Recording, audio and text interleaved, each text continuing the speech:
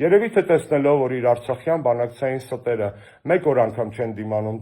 Facebook-յան տիրույթում եւ պայթում են ինչպես իրական փուչիկները, Նիկոլը որոշել է փոխել պլաստինկեն։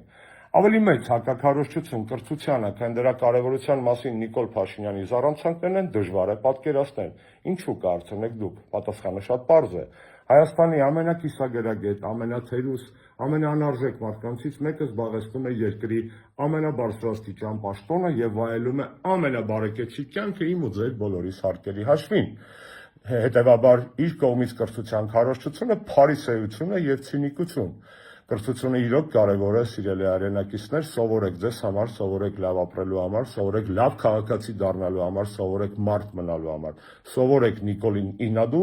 իր օրինակը բացառություն է մեր պատմության մեջ, կարծում եմ, այլևս երբեք իր նման թերուս անհայրենիք անարժեք մարդ իշխանությանը չի լինելու Հայաստանում։ Ուստի սովորեք ձեզ համար, սովորեք մեզ համար, սովորեք երկրի համար, սովորեք Նիկոլին Ինադու եւ Նիկոլին հանելու համար։